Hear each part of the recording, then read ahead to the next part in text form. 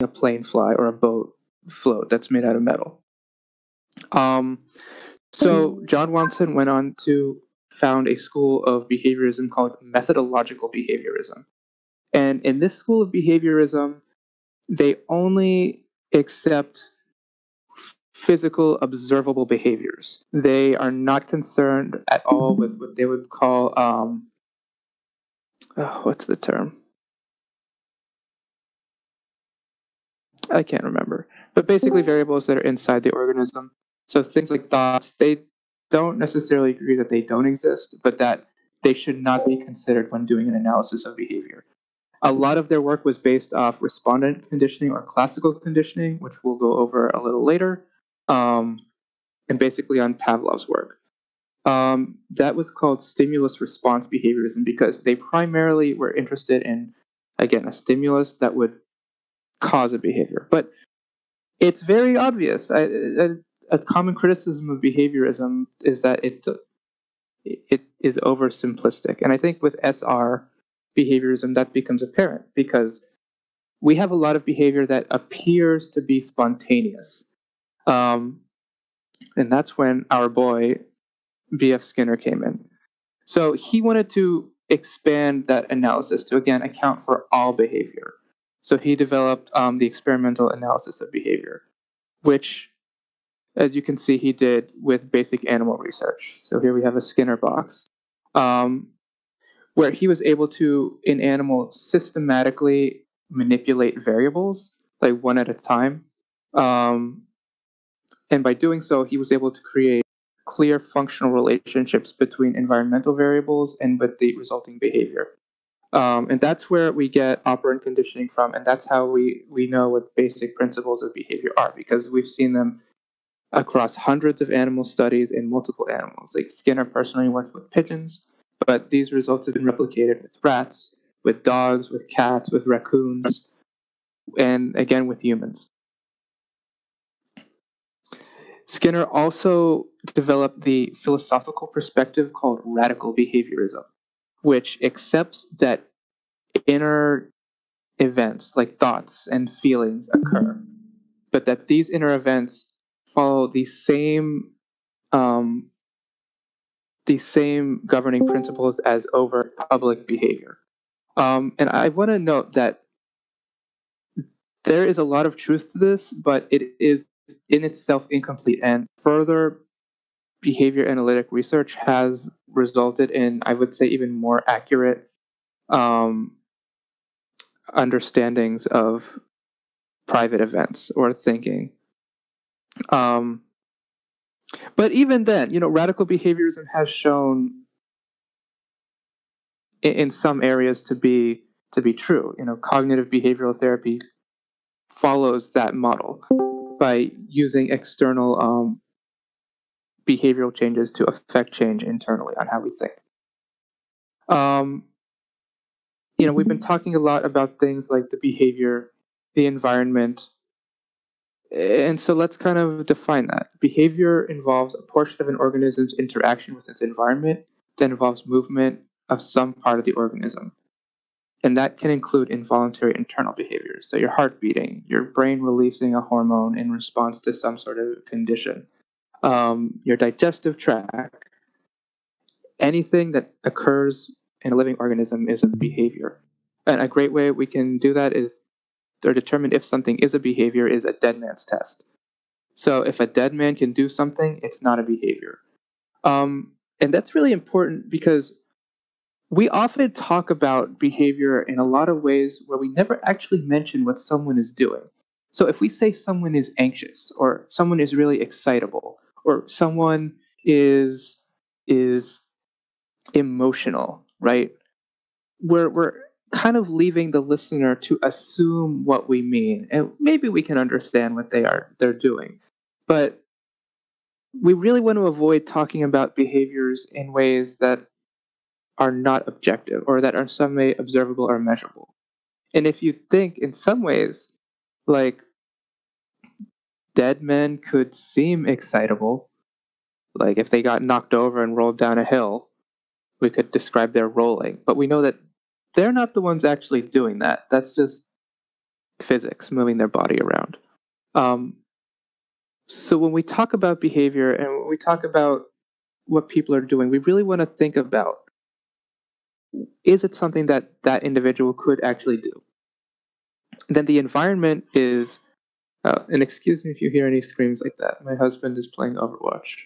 So anyway, um, so yeah, the full set of physical circumstances that surrounds the organism. It also includes things that are inside the organism. If you're in pain, for example, even though that's not observable, that's still a part of your environment. And that will still affect your behavior in some way or affect behaviors to reduce that pain. Or you'll speak out and ask for help to get behavior to alleviate it. Um, or if you're feeling hungry, that's again an internal stimulus within your own body. An emotion, if you're feeling sad,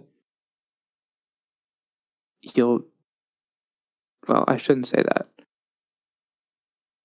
but you might feel stimuli within your body that would make you say you're sad. For example, you'd start crying. You might feel like your stomach muscles contracting. So these are all parts of our environment. Um, and that also includes external things. So everything we can see, anything that impacts our sensory organs in some way that we can detect. You know, there's things in our environment that we can't detect. Like right now, there's X-rays and Wi-Fi passing through us, but those stimuli do not have any direct our behavior because we can't actually detect it. Okay, so conditioning. Before I move on, any questions just about some basic terminology or philosophical underpinning of behaviorism or historical?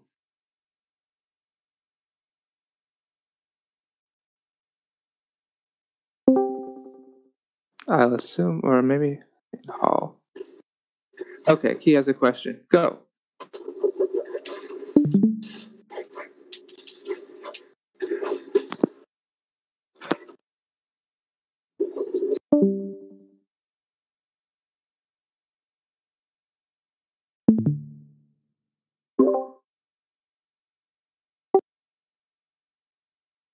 No, he does. Is anything that affects a behavior taken into consideration?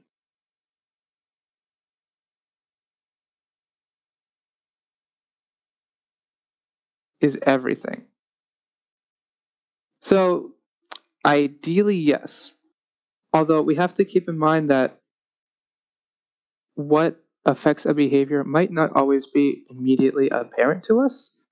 For example, like in the case of something like a psychosis, there could be an underlying neurological issue um, or a biological issue that's causing it that we might not be able to see readily. Um, although we might be able to test for it in other ways. For example, you can, I believe, do brain scans on people with schizophrenia and notice there are neurological differences in their brain. Although I'll also say that a lot of early work in ABA was done with people with psychoses, and they were very successful in affecting behavior change and reducing quote unquote psychotic symptoms. I see Utsky's typing.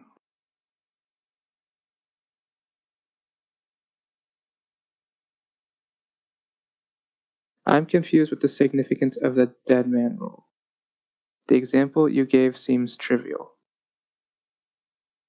So the dead man, it's not really a rule, and there are criticisms of it, but it's more of a test to help us understand what is and is not a behavior.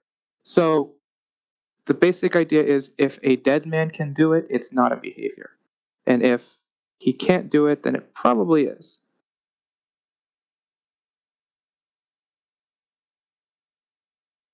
Yes, that too, for dentures. Right. Just unmute your mics, guys. If it's question time, just talk. Okay. Any other questions? Or did that answer your question, Utsky?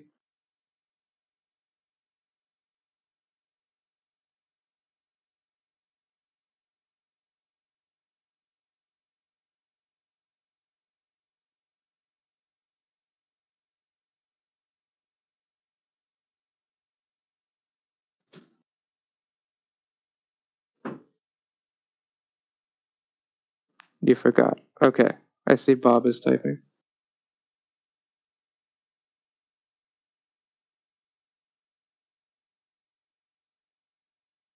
A less obvious example. Well, I would say thinking. Can a dead man think? No.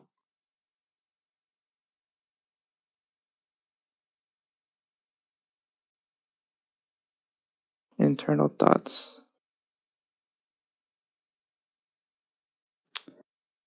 So here's the thing. Thoughts and feelings are ultimately behaviors themselves. And we would want to ask the question, what are causing those thoughts and feelings to begin with? Um,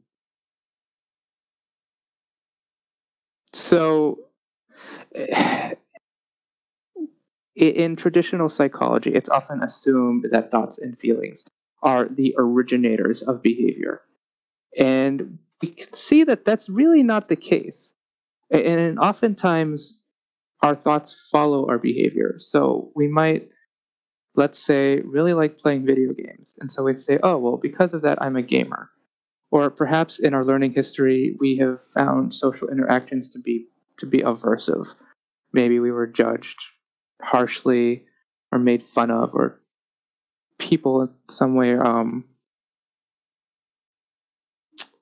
caused some pain to us. Then we would in the future, and we'll talk about operant conditioning in this section, about that might reduce those behaviors. But because we're doing these behaviors, we would then say, oh, well, I am an introvert. But it's not that introversion is something inside us that causes that behavior. Okay? We must go deeper, yes. Anything else?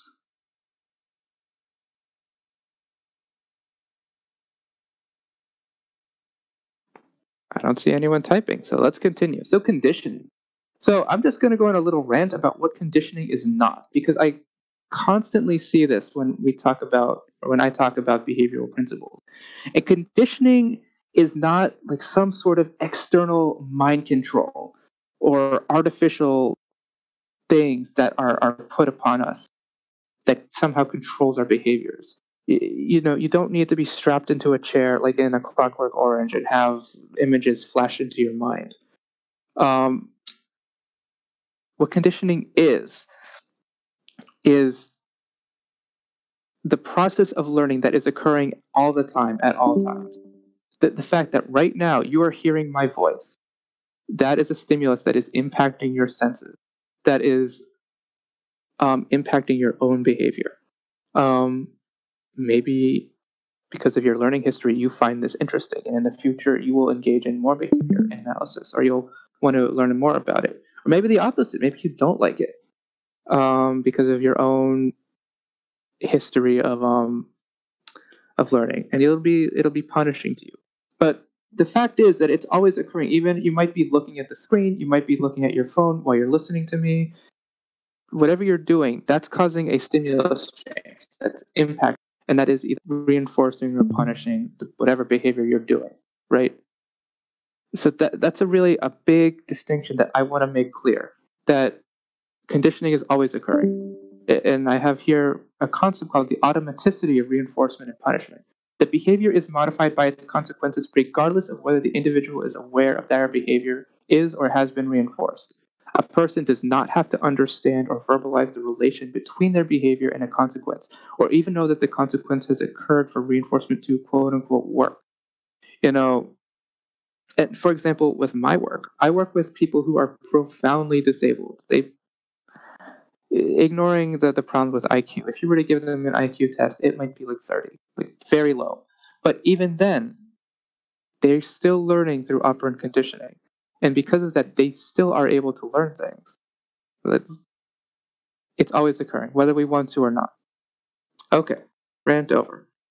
Um, our behaviors can broadly be separated into two large categories called respondent and operant behaviors. So, respondent behaviors, and this kind of gets into what Pavlov was talking about, are reflexes, and these are elicited by stimuli, or we call them a reflex. And when I say elicited, I mean that we do not necessarily have conscious control over them. That when the stimuli impacts whatever sense, the behavior automatically occurs. So, for example, with our irises, when a bright light flashes in your irises can expand, and you can't control that. You don't even know it's happening; it just does. Or when you start running, your heart automatically starts pumping faster. Um, what are some other reflexes we have? With young children, when you touch the bottom of their feet, it automatically curls. And these are behaviors that are a result of our evolutionary history, that we're just born with them. Like young children, they're born grasping, they're born sucking. Um, they don't have to learn how to do it; they just do it automatically and in response to specific stimuli. That um, but even then, these behaviors can still develop through our lifetime. So I'm going to talk about Pavlov a little bit. So in terms to know for this are unconditioned stimuli. So these are things that naturally evoke responses from us, or I should say elicit a reflex. So if you put food in your mouth, you'll start salivating. If you hear a loud noise, you'll look towards it. If your throat's irritated, you'll start coughing. If temperatures are really high, you'll start sweating. And if they're really low, you'll start shivering. Again, so these are stimuli that when they impact you, you do not have control over. And the responses are those reactions to the unconditioned stimuli. Neutral stimuli are stimuli that do not naturally evoke any sort of response from us. So, like a click, um, maybe a siren you've never heard before. It's really hard for us because we are so inundated with stimuli. We've had such a long learning history that we pretty much attend to most things. But we can imagine like clickers. None of us really care about clickers, besides maybe that it's annoying at most. But it will cause any sort of reflexive behavior in us. A conditioned stimulus is a stimulus, a previously neutral stimulus that has been paired with an unconditioned stimulus such that it takes on the power of that unconditioned stimulus. We'll go over what that means in more concrete terms with the Pavlov example. And then a conditioned response, oops, that should be CR, is responses that have become elicited by a conditioned stimulus. And that's all a little confusing, and we'll look at it, what it means in more concrete terms with Pavlov. So Pavlov's dogs, the unconditioned stimulus would be the dog food. The unconditioned response would be salivation. So that is, dogs don't have to have a learning history to start salivating, or all of us, in the presence of food. The neutral stimulus was the metronome he used, which then became the conditioned stimulus. The conditioned response became the salivation in response to the conditioned stimulus. So again, before that, he did not. The dogs didn't salivate when they heard the metronome, right? They salivated in presence of food. When the metronome and the food were paired together, either immediately together or shortly after, the metronome same power as the dog food. So the neutral stimulus became a conditioned stimulus, which then caused a conditioned response, which would in this case be the salivation in dogs. That's a lot. And this process is always occurring, just like operant learning, which we'll talk about next. Respondent learning or classical conditioning always occurs with us. This is the process by which we learn to like things. When we're very young children, we have a very limited set of reinforcers, but we have to think our mother, who is feeding us and hugging us and giving us warmth, all of these stimuli become paired with our unconditioned stimuli, which is food. So that's how we learn to value attention, and learn how to attend to social stimuli that we otherwise wouldn't do. That's also how we start to learn to like new activities. So, for example, with video games, many of us have really extensive histories with what kind of rewards are given in a video game, whether it could be points, it could be certain sounds or certain images, like a thing blowing up, or colors, or lights, or bonus things appearing on the screen, right?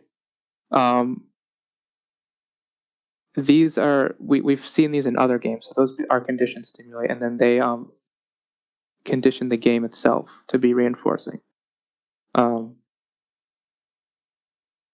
Okay, so that's about respondent conditioning, and I'd like to just caution you that we don't really have a lot of reflexive behaviors. If you consider the entire scope of an organism's repertoire of what they can do, a minority of it is um, under direct stimulus control. But some things are. Again, like our pupils. We're not, unless you're some Superman, you're not physically controlling your pupils. So respondent extinction is a process when the conditioned stimulus is no longer paired with the unconditioned stimulus. So with our Pavlov's case, if he just kept ringing the bell over and over and over and not presenting the food within a close time period, eventually the bell or the metronome would no longer elicit the drooling behavior. And we can think about this in our own lives or in with humans. So, for example, a traumatic event. Let's say you were robbed in a certain location. That would very quickly cause a host of reflexive behaviors. So, for example, if you return to the location where you were robbed, your heart might start beating faster. You might start feeling like tightness in your chest, or your breath would be short. Those are all reflexive behaviors, right? You don't control them. They're under control of that specific location.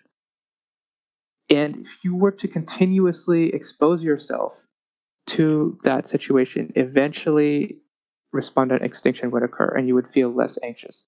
This is essentially how like exposure therapy works for phobias. That's the underlying process where the clinician will expose the individual to they're afraid of spiders to spiders in increasing amounts until they're no longer the spider no longer elicits the intense physiological reactions that make up the phobia. Yep, so kind of I already spoke about this. Questions about responding conditioning?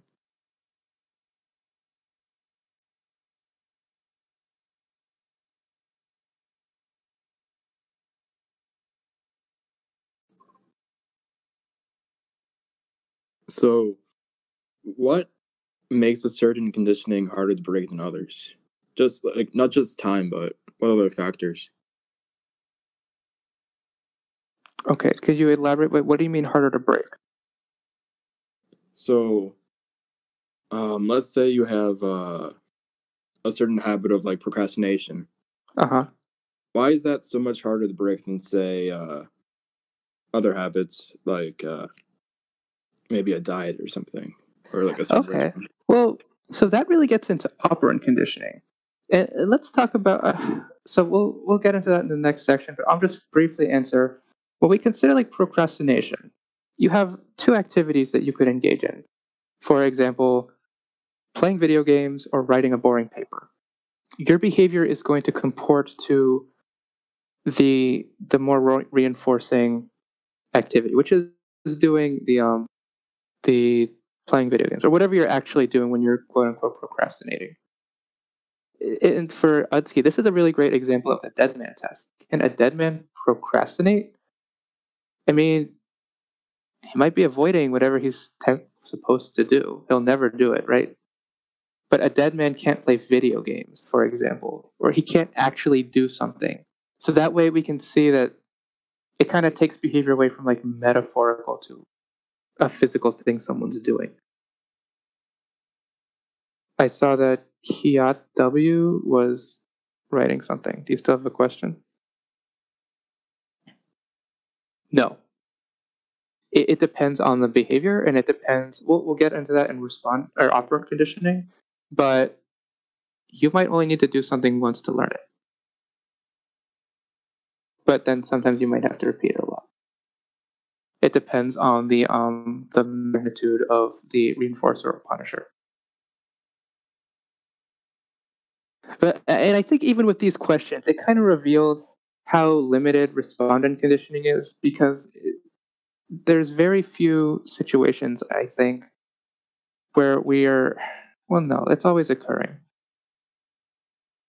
But there's few situations where our behaviors really reflects it, or where they're under control of a specific antecedent stimulus, excuse me. Okay, any other questions, again, about respondent conditioning specifically?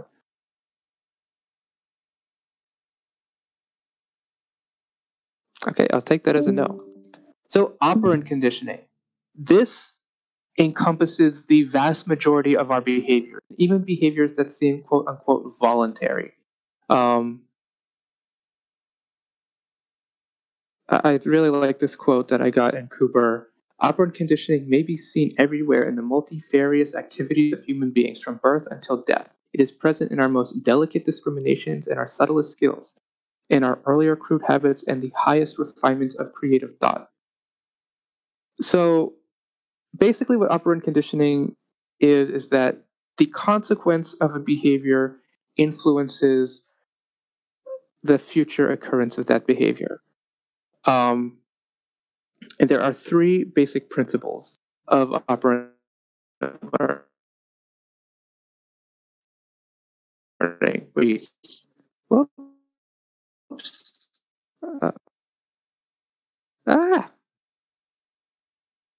There we go.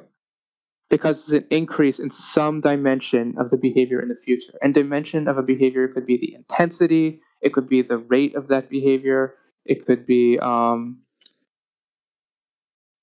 the duration of how long you do it.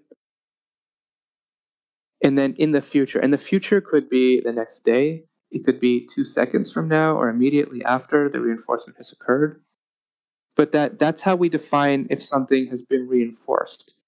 It's not just a decision we make. It's when we look at data of how a person is behaving, does that behavior increase in the presence of the stimulus, or does it not do anything, or even decrease? And if it decreases, then we know that whatever stimulus that is a punishment. Which again, some dimension. So maybe we did something too hard, so we have to do it softer in the future. Or maybe we just never do it again after we've experienced some punishing. Extinction is the third principle, is when a behavior no longer contacts a reinforcing consequence, and then an orderly process occurs after that. We'll have a whole set of slides specifically on extinction, which I'll go over with you guys. So with reinforcement, it can be broken into either positive or negative reinforcement. Positive reinforcement means that something is added. It could be that, for example, if you push your on button on your remote, your TV turns on. So we think the behavior, push the on button, the consequence of that behavior, the TV turns on. Something has been added. And then negative reinforcement, something is removed, where again, you push the button again, the TV turns off. And you kind of learn to make a conditional discrimination as well, that when the TV is on and I press the button, it turns off, and vice versa. When the TV is off, I press the button, it turns on. Again, this is going over that how behavior is affected. And punishment is the opposite of reinforcement, where let's say you touch a thorn bush and it cuts you or it hurts, then you'll do that less often in the future, or maybe never again. You might, again, only take one time for that to occur to realize, oh crap, I better not do that. And negative reinforcement, where something is removed. So if you're having an epic gamer moment, and you throw your controller and it breaks, well, you might not ever throw your controller that hard again. And again, this gets to some dimension of it. You might throw it again, but you might make sure not to really slam it against your wall. And I really wanted to emphasize really pedestrian examples of behavior that we all do, because I want you guys to understand that, again, conditioning is always occurring, right?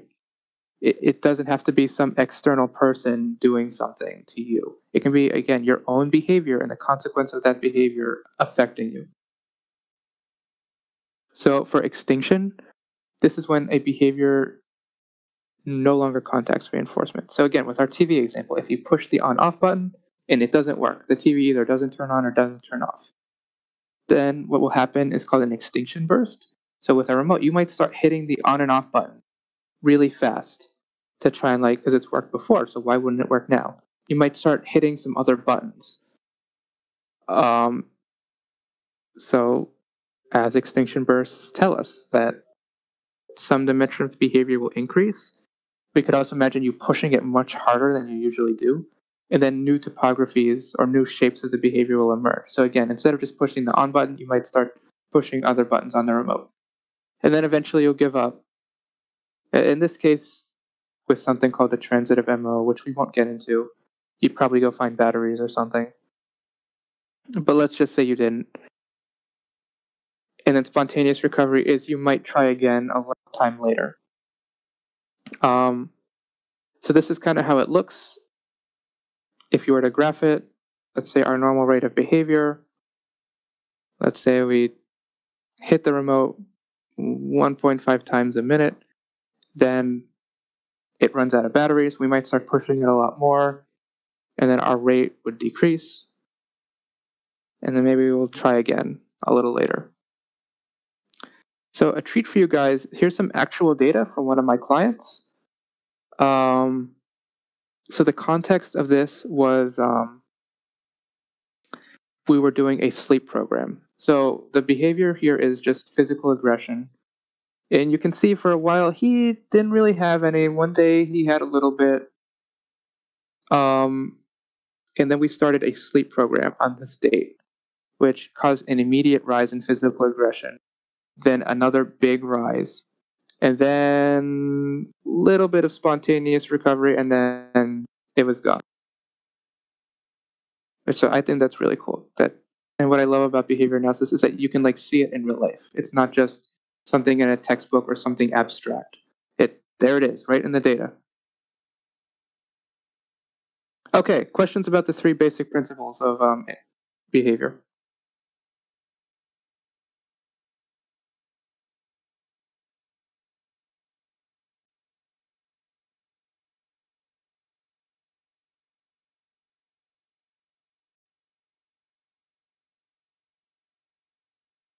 I'll take that as a no. Let's keep going. Oops. So a big part of ABA is the analysis of behavior. So how do we do that? The most basic way we do it is called the 3-term contingency, or ABC. Excuse me. So the ABC stands for antecedent, behavior, and consequences. So we look at an event that occurs immediately before a behavior and after it.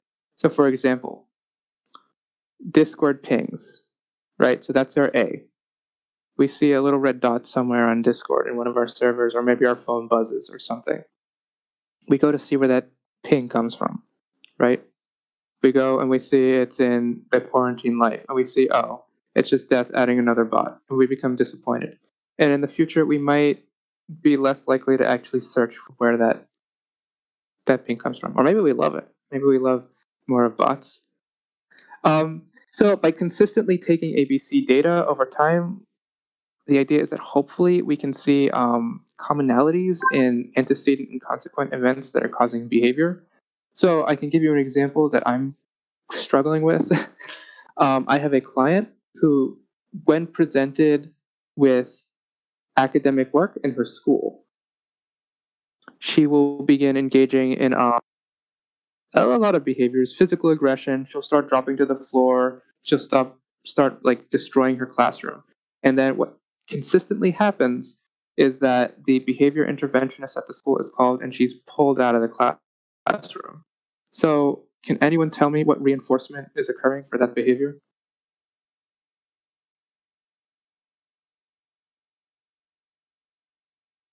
Crickets.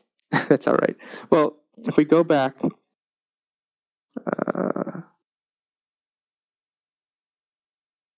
to reinforcement, when a stimulus is removed. So in this case, the homework is removed, which causes the behavior to increase in the future. So what's happening with my client is the school is negatively reinforcing her tantrum behavior. We can also consider, just the effects on the school, that their behavior is also being negatively reinforced, because when they pull her out of the classroom, suddenly her aggressive behaviors stop, right? Another very powerful tool in ABA is functional analysis. So the 4 functions of behavior broadly are access to tangibles. So our behavior will result in us getting something, whether that's food, a game, a toy, whatever. Escape from aversive stimulus. So that's basically maintained by negative reinforcement. So that behavior somehow removes something we don't want. Access to attention. So that behavior somehow results in humans paying attention to us with eye contact or speaking to us, giving us hugs, whatever. And then automatically maintained behaviors are behaviors that occur independent of other people. So, for example, if I'm playing my ukulele by myself and I'm practicing, as I play and as I hit right notes, that's reinforcing to me in the absence of other people. Or, for example, turning the TV on and off. Again, nobody's there. It's just me and the TV. And my own behavior is shaping what I'm doing, what I'll do in the future. So functional analysis was invented by the guy in my profile pic, Mr. Brian Iwata, who is currently up at Florida State University. What you do when you're doing this procedure is you're setting up a controlled experiment. So usually it's done in like a room with a set of toys that have been informed by caregivers. So let's just say they say that the kid is engaging in physical aggression, right? And they might give us some things he kind of likes.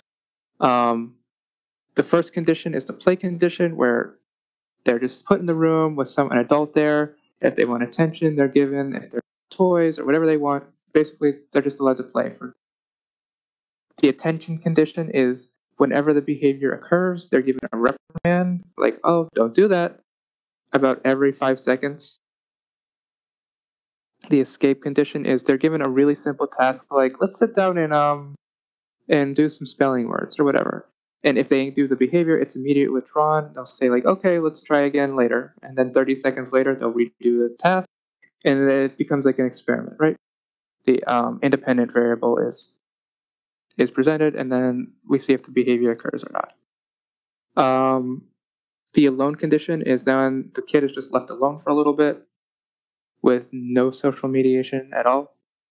And finally, this wasn't in his original research, but a tangible condition was given. So, for example, if they have a preferred toy, or maybe an iPad or whatever, they're given like 30 seconds on it, and then it's taken away. And if they engage in the behavior, it's immediately given back to them. So this is what a functional analysis looks like when in the data, which I think is very beautiful. So, for example, this graph, frequency of problem behaviors and the different conditions, we might see in this graph, what is line? So in the alone condition, it was pretty high. In the attention condition, so we notice they're just kind of all over the place.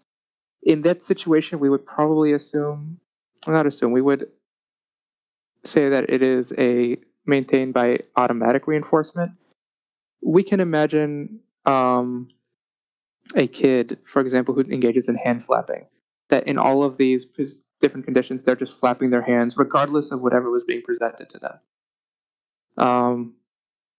Although we would also see, like, I know this specific one is vocalizations, but if this were hand flapping, we might say that hand flapping was actually maintained by negative reinforcement.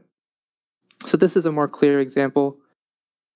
We can see that in the other conditions, the behavior barely occurred. But then when in the demand condition, we saw a pretty sizable difference. So in this case, it was vocalizations per minute. The kid engaged in more vocalizations when a demand was placed. So we can conclude that the function of these vocalizations were negative reinforcement, that they were escaping some sort of demand. Here's another undifferentiated graph, which kind of shows us that it's likely maintained by automatic reinforcement. And here is another example of behavior maintained by attention. As we can see, the delusional statements really didn't occur that often in other conditions, but under the attention condition, it occurred much more frequently. And that's really important. That allows us, one, to bring behavior under experimental control to show that when, and this is human behavior too, so we're moving beyond pigeons, we're moving to like actual human beings, that when you present certain independent variables, a predictable dependent variable will emerge from it. Behaviors can actually have multiple functions. So I don't have any graphs of that here, but for example, if two functions clearly rose to the top, or maybe, for example, with this graph, we had some data here, but also some data here, we might say the primary function, maybe it was attention, and then the secondary function was demand, or escape from task demands. I'd also like to just briefly talk about single subject design, which is how we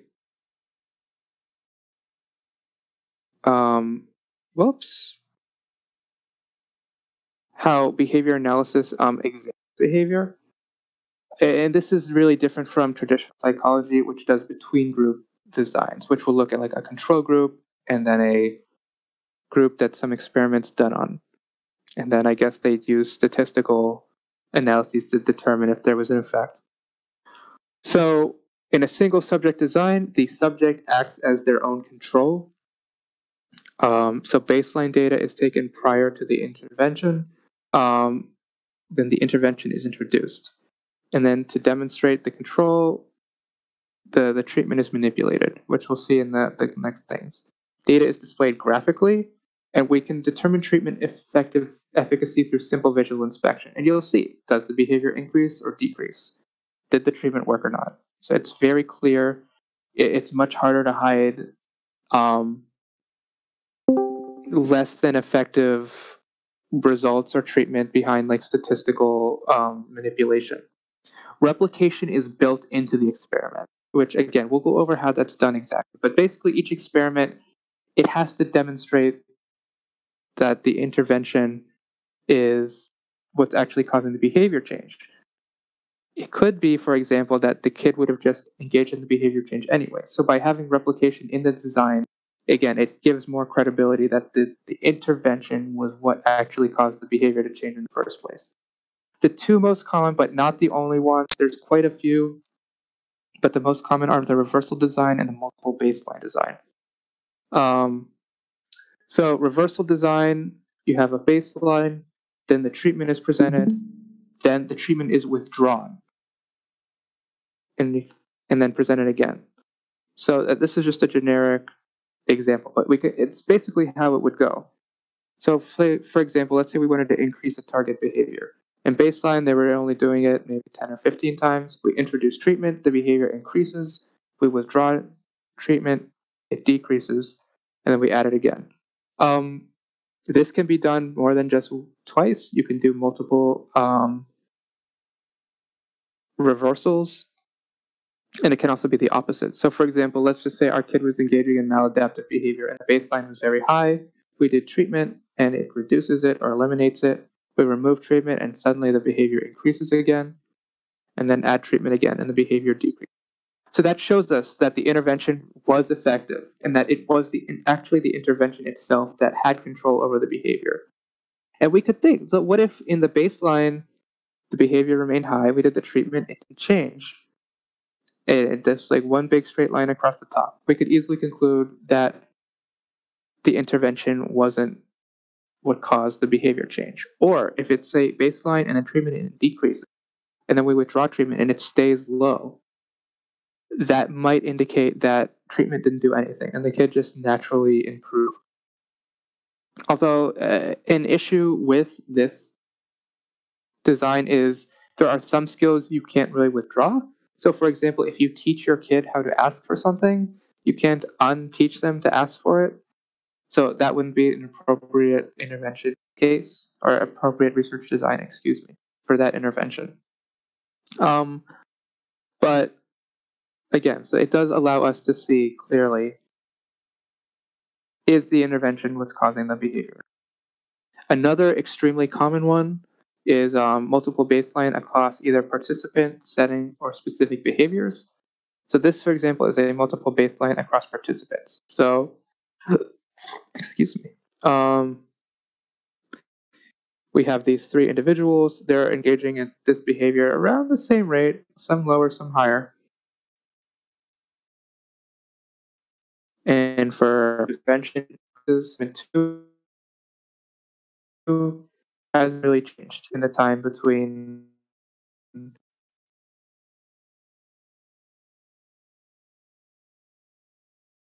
the intervention and their behavior increase. Same thing with their behavior change. It's like it's staying around about 20.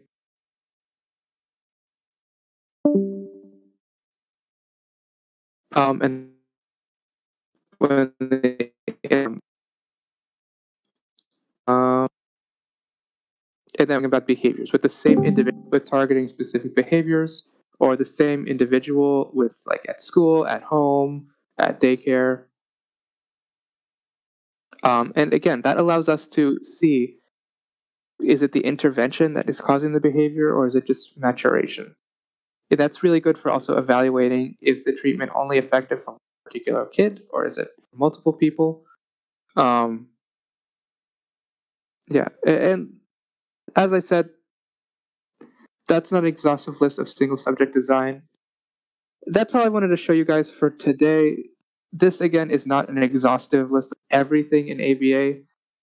There's a lot of stuff, but I just wanted to give you some really basic understanding of what ABA is, kind of how we do what we do, and the principles that underlie it.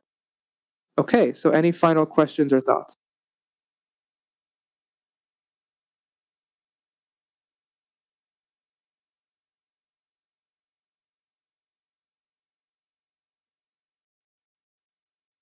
And just, if you're going to write, I'm looking in the lecture hall channel.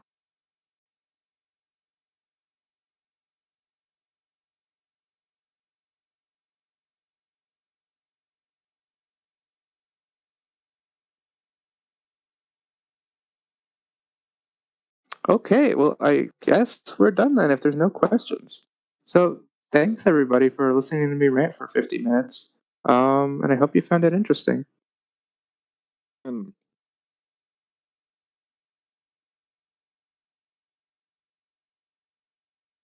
Stephen, I love you. It's too bad that psychology is this week. I know, right? We need to do behavior analysis, look at actual behavior.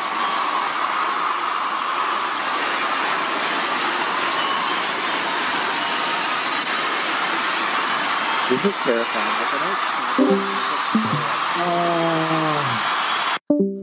I'm muting That was everything. great. That lecture was great. That was a good lecture, mate.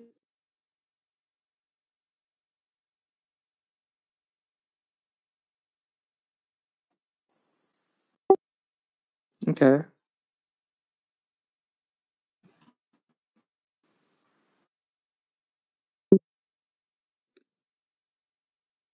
Yeah, and I can put the slideshow up too. Like I can make a link to it.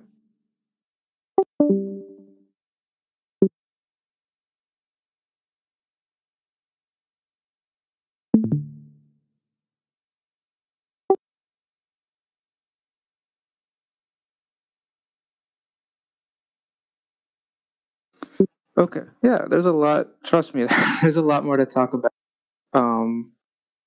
Things like schedules of reinforcement and motivating operations. A lot more to talk about in research.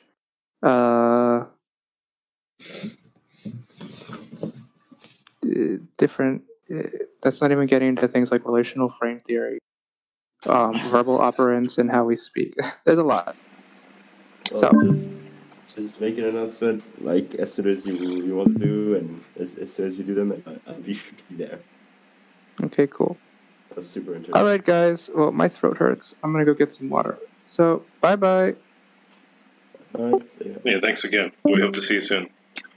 Yep. See ya.